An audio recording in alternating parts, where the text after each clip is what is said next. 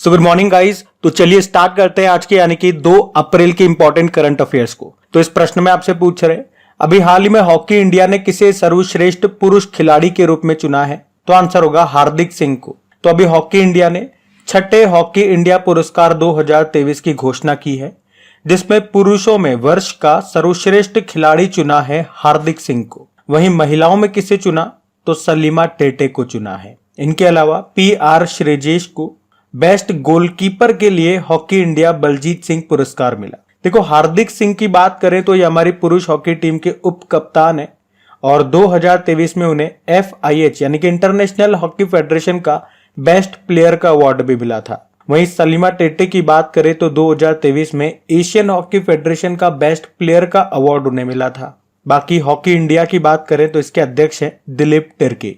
और हाँ, ये PR श्रीजेश की अगर हम बात करें, जो कि भारतीय पुरुष हॉकी टीम के गोलकीपर है, अभी हमने पढ़ा था कि इंटरनेशनल हॉकी फेडरेशन ने उन्हें FIH एथलीट समिति का सह अध्यक्ष नियुक्त किया था।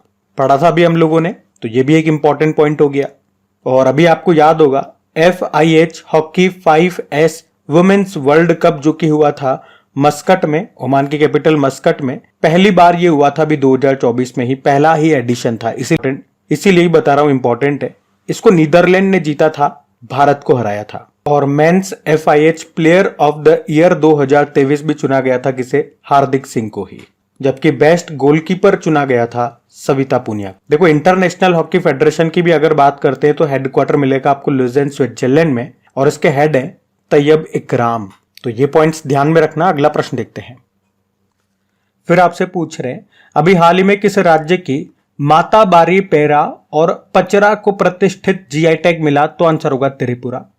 तो अभी त्रिपुरा के 2 उत्पादों को, 2 प्रोडक्ट्स को GI टैग मिला है, जिनमें से एक है माता बारी पेरा। अब ये क्या है? ये एक तरह की मिठाई है जो परंपरागत रूप से गोमती जिले के त्रिपुर सुंदरी मंदिर में प्रसाद के रूप में परोसी जाती है। और दूसरा है पचरा। ये राज्य के स्वदेशी समुदायों के द्वारा उपयोग में लिया जाने वाला हाथ से बुना हुआ कपड़ा है। GI टैग की बात करें, GI मतलब होता है ज्योग्राफिकल इंडिकेशन टैग। यह अधिनियम है 1999 का, लागू हुआ 2003 में, पहली बार दिया गया था 2004 में किसे? दार्जिलिंग टी को, जो कि पश्चिम बंगाल की है। अब यहाँ पे बात त्रिपुरा की भी है, तो ये रहा मैप में त्रिपुरा। देखो, त्रिपुरा की कैपिटल अगरतला हो गई, मुख्यमंत्री हो गए मानिक शाह, और गवर्नर कौन है? इंद्रसेन रेड्डी। और मैं आपको बताऊं, त्रिपुरा में आपको रुद्र सागर झील मिलेगी, जिसके बीच में नीर महल है, इसीलिए नीर महल उत्सव यहाँ पे मनाया जाता है। और महाराज वीर विक्रम एयरपोर्ट ये आपको यहीं पे मिलेगा, त्रिपुरा की कैपिटल अगरतला में। एक तो मैंने आपको बताई रुद्र सागर लेक, एक डुम्बर लेक भी यहाँ पर है, ये भी याद में रखना। अच्छा, अगर आपसे पूछे कि कौन सा भारतीय राज्य तीनों ओर से बांग्लादेश से घिरा है, तो आंसर होगा त्रिपुरा। त्रिपुरा की मूल भाषा क्या है? कोकबोरोक है, इसीलिए कोकबोरोक दिवस यहाँ पे मनाया जाता है। और बांग्लादेश और त्रिपुरा के बीच में कौन सी सीमा है? 0 लाइन है। अभी यहाँ पे उन्नाकोटी महोत्सव मनाया गया था, खारची फेस्टिवल यहाँ पे मनाया गया, केर पूजा फेस्टिवल यहाँ पे होता है। और अगर पूछे कि एक संशोधित जैव गांव स्थापित करने वाला देश का पहला राज्य कौन सा बना, तो आंसर होगा त्रिपुरा। तो ये भी ध्यान में रखना। अगला प्रश्न देखते हैं। फिर आपसे पूछ रहे हैं, अभी हाल ही में संयुक्त राष्ट्र महिला अधिकार और लैंगिक समानता मंच के 69वें सत्र का अध्यक्ष किसे नियुक्त किया गया? तो आंसर होगा सऊदी अरब को। अच्छा, एक आयोग है जिसे कहते हैं संयुक्त राष्ट्र महिलाओं की स्थिति के लिए आयोग, यानी कि United nation commission for status of women, और इसी के अंदर ये संयुक्त राष्ट्र महिला अधिकार और लैंगिक समानता मंच है। और अभी इसके 69वें सत्र का अध्यक्ष बनाया गया है सऊदी अरब को 2025 के लिए।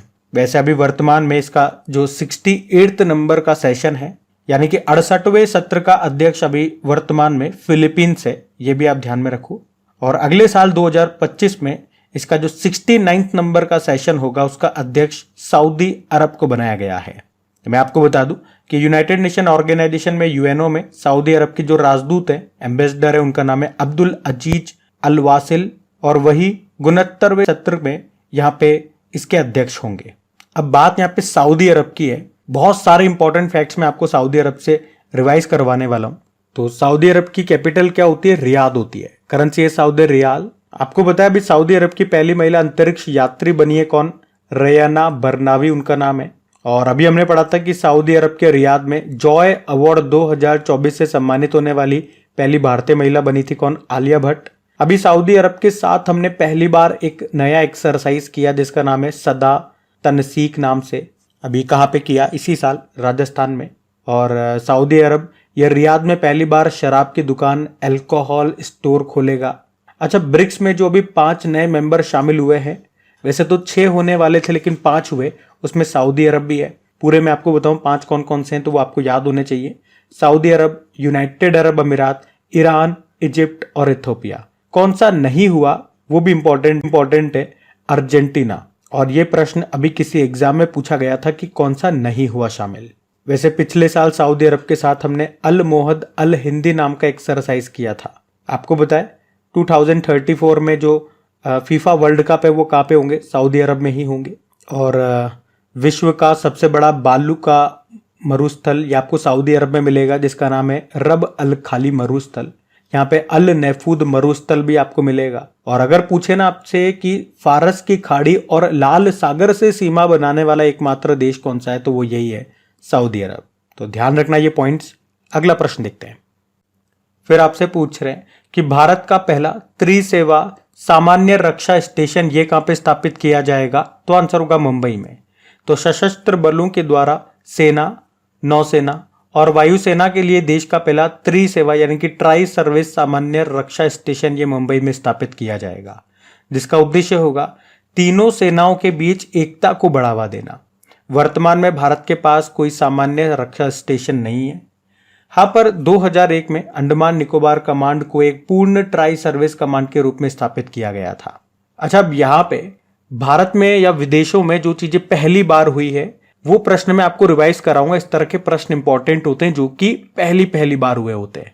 जैसे कि अगर आपसे पूछे कि प्रधानमंत्री विश्वकर्मा योजना को लागू करने वाला पहला यूनियन टेरिटरी कौन सा है तो आंसर होगा जम्मू कश्मीर है। फिर पूछे फॉल्कन 9 रॉकेट से लॉन्च होने वाला भारत का पहला उपग्रह कौन सा है तो GSAT-20 है। और देश की पहली स्वास्थ्य और स्वच्छ फूड स्ट्रीट का नाम क्या है? प्रसादम है। इसे लॉन्च किया गया था मध्य प्रदेश के उज्जैन में। भारत का पहला केंद्र वित्त पोषित गाय अभ्यारण्य ये आपको मिलेगा उत्तर प्रदेश के मुजफ्फरनगर में। जाति आधारित जनगणना शुरू करने वाला दूसरा राज्य बना था आंध्र प्रदेश, जबकि पहला बिहार है। भारत का पहला ग्राफीन केंद्र जिसे कहेंगे India innovation centre for graphene ये किस राज्य में स्थापित किया गया? केरल में। देश में पहली बार सड़क दुर्घटनाएं कम करने के लिए सड़क सुरक्षा बल का गठन किया गया था। कहां पे? पंजाब में। और सभी दुर्घटना संभावित स्थलों का मानचित्र बनाने वाला, मैपिंग करने वाला पहला राज्य बना था पंजाब। अच्छा, भारत का पहला रिसर्च IIT सैटेलाइट कैंपस कहां पे स्थापित होगा? उज्जैन में। और देश का पहला यूनिटी मॉल ये बनेगा उज्जैन में ही। तो यहाँ पे इस तरह के 10 इंपॉर्टेंट प्रश्न मैंने आपको रिवाइज करवा दिए। तो इससे आपको बेनिफिट होगा पुरानी चीजों का रिवीजन करने में। और रिवीजन से याद आया, अगर आप में से कोई इस वीडियो को पहली बार देख रहे हैं तो आपको बता दूं, जो पुराने करंट अफेयर्स हैं, पुराने में मैं जनवरी की बात कर रहा हूं, जनवरी से 2024 के स्टार्टिंग से, क्योंकि अभी हमारा अप्रैल चल रहा है, 3 महीने हम पढ़ चुके हैं। तो अगर 3 महीने के करंट अफेयर्स का आप रिवीजन करना चाहते हैं, डेली थोड़ा सा आपको समय निकालना है, मात्र 10 से 11 मिनट। जो इंपॉर्टेंट क्वेश्चन है वही मैं वहां पे रिवाइज करवा रहा हूं और ज्यादा डिटेल में नहीं जाता हूं क्वेश्चन में। जो इंपॉर्टेंट फैक्ट्स होते हैं पॉइंट टू पॉइंट आपको बताता हूं। कोई स्टैटिक बात आ जाती है तो वो मैं आपको रिवाइज करवा देता हूं। तो अगर इस तरह का आप रिवीजन हमारे साथ करना चाहते हैं तो आप कर सकते हैं। अभी जनवरी हमारा एंड भी होने वाला है, एक आध सेशन में हम एंड कर देंगे जनवरी को, फिर फरवरी स्टार्ट करेंगे।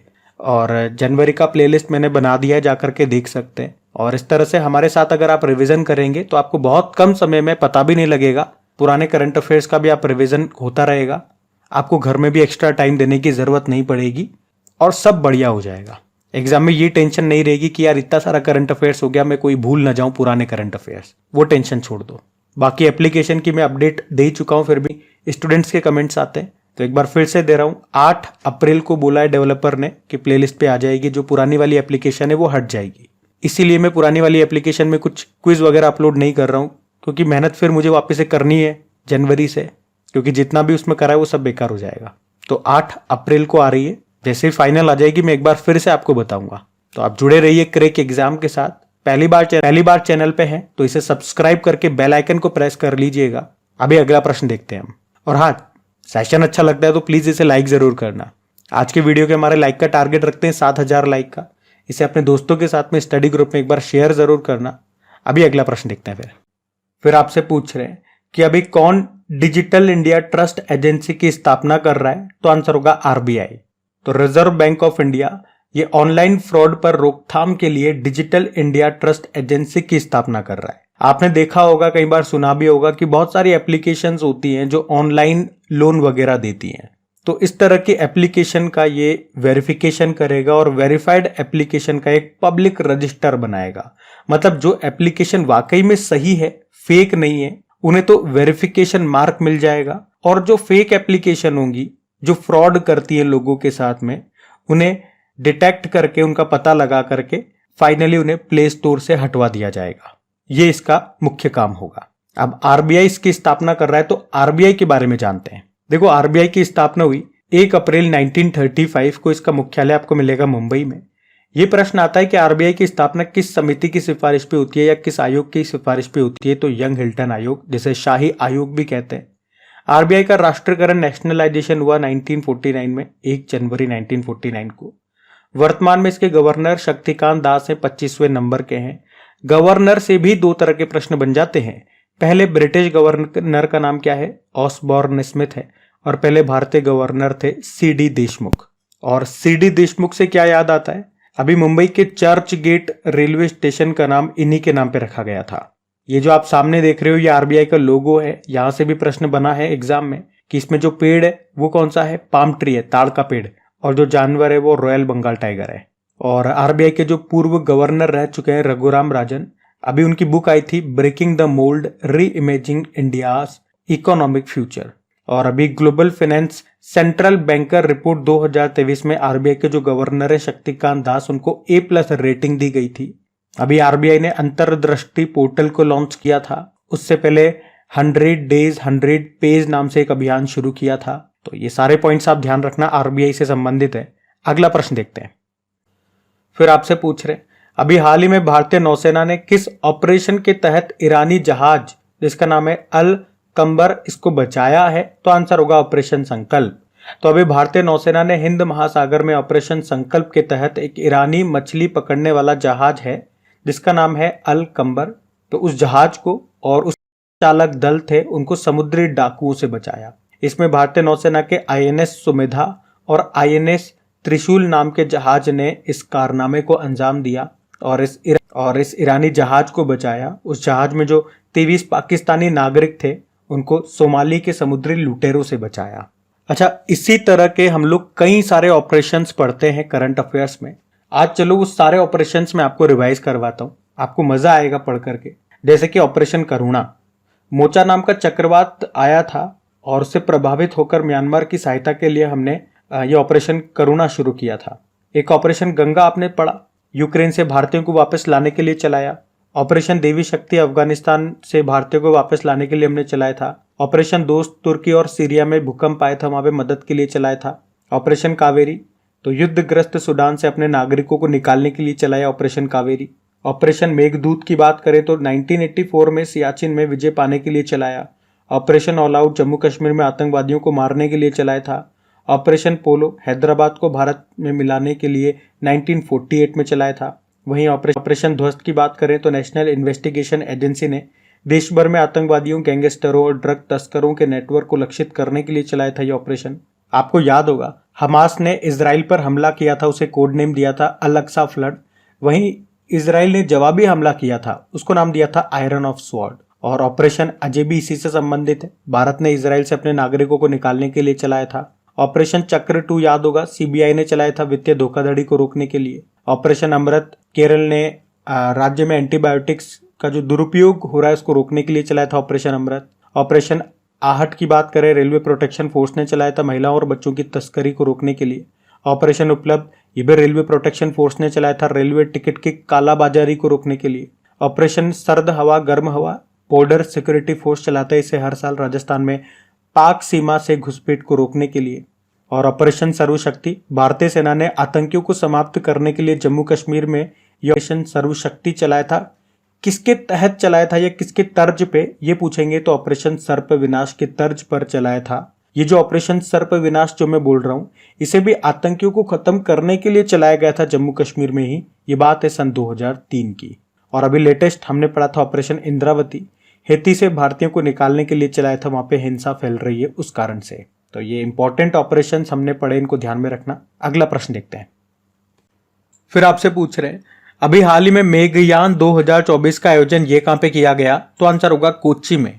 तो मेघयान 2024 ये एक मौसम विज्ञान और समुद्र विज्ञान सेमिनार था। कहां पर आयोजन हुआ? दक्षिणी नौसेना कमान में, जो कहां पर है? कोच्चि केरल में है। और इसकी थीम भी वही थी जो कि विश्व मौसम विज्ञान दिवस की थीम थी, यानी कि at the front line of climate action. आपको पता है अभी हमने विश्व मौसम विज्ञान दिवस मनाया था कब? 23 मार्च को। अच्छा, यहाँ पे एक स्वदेशी मोबाइल एप्लीकेशन को भी लॉन्च किया जिसका नाम इंदिरा है। इंदिरा की भी फुल फॉर्म है Indian naval dynamic resource for weather analysis. अच्छा, हमारे नेवल चीफ कौन है? आर हरि कुमार है। और नौसेना दिवस याद रखना हम 4 दिसंबर को मनाते हैं। वैसे हमारे जो 3 नौसेना कमान है उनके मुख्यालय आपको याद रखने हैं। एक तो जो पश्चिमी नौसेना कमान है उसका मुख्यालय आपको मुंबई में मिलेगा, पूर्वी नौसेना कमान का मुख्यालय आपको विशाखापत्तनम में मिलेगा, और ये दक्षिणी नौसेना कमान है जिसका मुख्यालय आपको मिलेगा कोच्चि केरल में। तो यहाँ पे हमने बात की है मेघयान 2024 की। इस साल के कुछ इंपॉर्टेंट सम्मेलन में आपको रिवाइज कर रहा हूँ। नवा रायसीना डायलॉग का आयोजन ये नई दिल्ली में हुआ था, जिसमें चीफ गेस्ट रहे थे ग्रीस के प्रधानमंत्री जिनका नाम है कैरिकोस मित्सोताकिस। पहले digital India future skill summit का आयोजन अभी गुवाहाटी में हुआ था। 7वें हिंद महासागर सम्मेलन का आयोजन ये पर्थ ऑस्ट्रेलिया में हुआ। विश्व सरकार शिखर सम्मेलन 2024 का आयोजन हुआ था दुबई में।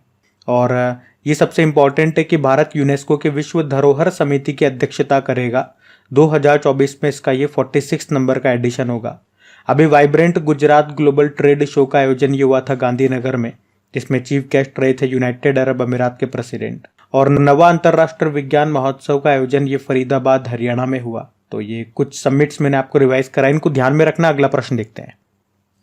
फिर आपसे पूछ रहे हैं कि 1 अप्रैल 2024 से भारतीय वायुसेना ने पूरे देश में कौन सा 10 दिवसीय मेगा अभ्यास का आयोजन किया? तो आंसर होगा गगन शक्ति 2024। तो एक्सरसाइज का यहाँ पे नाम है गगन शक्ति 2024। किसने इसका आयोजन किया? इंडियन एयरफोर्स ने। कब से कब तक? 1 अप्रैल से 10 अप्रैल 2024 तक। तो 10 दिनों के लिए ये हुआ। और कहाँ पे? तो भारत के कई स्थानों पे इसका आयोजन हुआ। अच्छा, आज मैं आपको कुछ ऐसे इंपॉर्टेंट एक्सरसाइज रिवाइज कराऊंगा जिनमें शक्ति नाम आता है। जैसे कि शक्ति एक्सरसाइज ये भारत और फ्रांस के बीच में होता है। वहीं अगर गरुड़ शक्ति की बात करेंगे तो ये भारत और इंडोनेशिया के बीच में होता है। और भारत और इंडोनेशिया के बीच में समुद्र शक्ति नाम का एक्सरसाइज भी होता है। एक उदार शक्ति नाम का एक्सरसाइज भी होता है जो हम मलेशिया के साथ में करते हैं। और एक कोंकण शक्ति एक्सरसाइज होता है जो हम ब्रिटेन के साथ में करते हैं। एक मित्र शक्ति एक्सरसाइज भी होता है जो हम श्रीलंका के साथ में करते हैं। और एक शक्ति नाम का ऑपरेशन भी हुआ था जो कि दूसरा परमाणु परीक्षण था जो हमने किया था पोखरण में 1998 में। उसके अलावा एक हरिमऊ शक्ति हो गया, ये भी हम मलेशिया के साथ में करते हैं। और अभी इसी साल 2024 में हमने वायु शक्ति नाम का एक्सरसाइज भी किया। हाँ, इसका आयोजन भी इंडियन एयरफोर्स ने किया था पोखरण राजस्थान में। तो ये जितने भी एक्सरसाइज मैंने बताए इसमें कहीं ना कहीं शक्ति शब्द का उपयोग हुआ है। तो आप कंफ्यूज मत हो जाना, इसीलिए मैंने आपको एक साथ रिवाइज करवा दिए, यहाँ पे ध्यान रखना। अगला प्रश्न देखते हैं। फिर आपसे पूछ रहे हैं अभी हाल ही में अंतरराष्ट्रीय बाजरा वर्ष 2023 का समापन समारोह ये कहाँ पे हुआ? तो आंसर होगा रोम में। आपको याद है हमने 2023 को अंतरराष्ट्रीय बाजरा वर्ष के रूप में मनाया था। बाजरा जिसे हम श्री अन्न भी बोलते हैं, मोटा अनाज भी बोलते हैं, या अंग्रेजी में आप इसे मिलेट्स भी बोलते हो। और अभी इसका समापन समारोह ये संपन्न हुआ कहाँ पे? रोम इटली में जो फूड एग्रीकल्चर ऑर्गेनाइजेशन का मुख्यालय है वहीं पे। अच्छा, अगर मैं आपसे पूछूं कि भारत ने श्री अन्न उत्कृष्टता केंद्र एक्सीलेंस सेंटर की स्थापना कहाँ पे की थी? तो इसे स्थापित किया था हैदराबाद में। और आपको याद हो तो मोटे अनाज के उत्पादन को बढ़ावा देने के लिए अभी रानी दुर्गावती श्री अन्न प्रोत्साहन योजना ये कहाँ पे शुरू हुई थी? तो आंसर होगा मध्य प्रदेश में।